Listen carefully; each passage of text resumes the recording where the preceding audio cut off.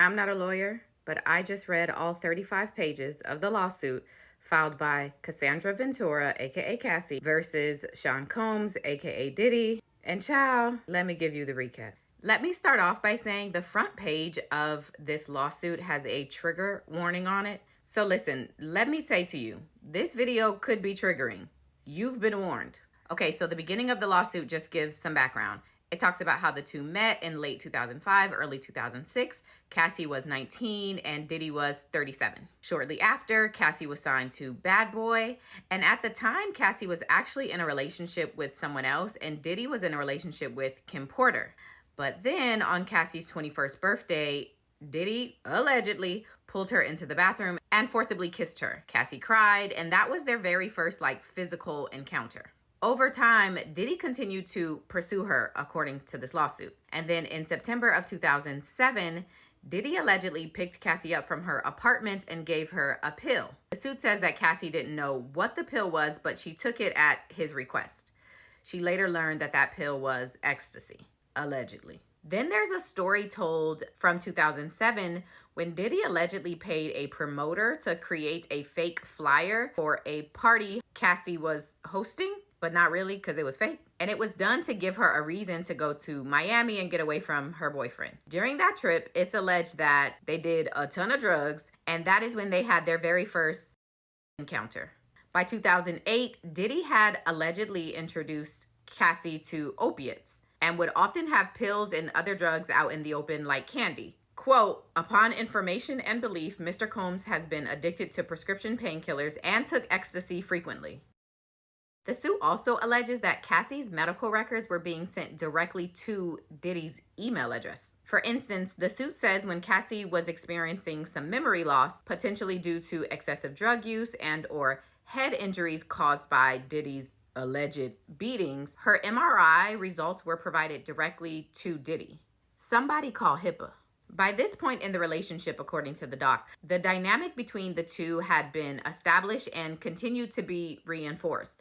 There's the 20-year age gap between the two, Diddy's high-profile position as a music mogul in the industry, and then he's the CEO of the label that Cassie is signed to. He's also, according to this document, aggressive and demanding, requiring blind loyalty from anybody he works with, and he constantly flaunted large amounts of cash, which was quite intimidating for Cassie. He also paid for her apartments, her cars, her clothes, and vacations. And all of this combined contributed to Cassie's feeling like her entire life was under the complete control of Diddy. And then the lawsuit goes into violence and abuse. The suit tells multiple stories of violence in the relationship. From a story of Suge Knight being spotted at a LA restaurant and Diddy allegedly getting dressed, retrieving multiple weapons, and running out of his house to go to that restaurant, to Diddy allegedly demanding that Cassie hold his weapons in her purse, knowing that she was scared, all the way to Diddy allegedly violently beating Cassie and then exercising his money, power, and influence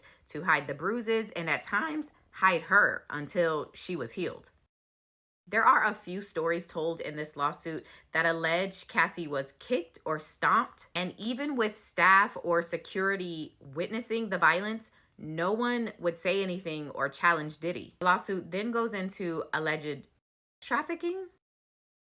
It claims that a few years into their relationship, there was an arrangement referred to as freak off or FO, in which male sex workers were hired for Cassie to engage in acts with, and Diddy would watch. These FOs would take place at hotels all around the country, which is where the trafficking part comes in, and heavy amounts of drugs and other things were always supplied. Diddy would allegedly give instructions during these FOs and record them.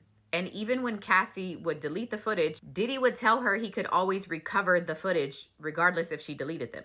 At one point, the lawsuit says that Diddy allegedly made Cassie watch one of the FOs that she thought she deleted while they were on a flight. And even during the FOs, according to the suit, Cassie would still be physically beat in front of the guests and security. A hotel allegedly caught one of the violent incidents on camera, but according to the suit, Diddy paid $50,000 for the damages done to the hotel and for the footage. There's a story in these docs that allege that on Cassie's 29th birthday, Diddy held one of Cassie's friends over the balcony of a hotel like a child. In 2011, Cassie developed a relationship with Kid Cudi while things between her and Diddy were not so great. And the suit claims that Diddy allegedly still called Cassie over for an FO. And while she was over, he went through her phone and found some exchanges between her and Kid Cudi. He allegedly placed a manual corkscrew between his fingers and then lunged at her.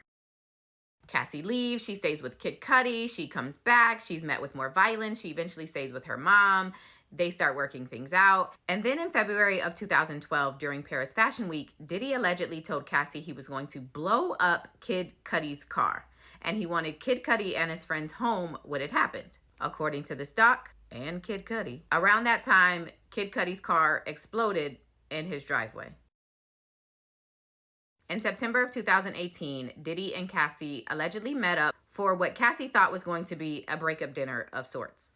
Following the dinner, the two went back to Cassie's apartment, which was paid for by Diddy. And while there, Cassie claims that Diddy her while she told him to stop and tried to push him away. The suit says that the birth of Cassie's children has given her a new lease on life and given her purpose in her life, but that she has struggled with addiction to drugs and alcohol that were all established and fueled by Diddy. She has had, quote, difficulty sleeping, eating, and her relationship with her family has suffered. She's even had thoughts of unaliving herself. She says that she is rebuilding her life and her career, and she is now ready to, quote, confront her abuser and hold him and those who enabled his abuse accountable for their actions. So she's suing for sex trafficking, human trafficking, sexual battery, sexual assault, sexual harassment, hostile work environment, and more. Diddy, through his attorneys, denies all of the allegations and says he is being extorted.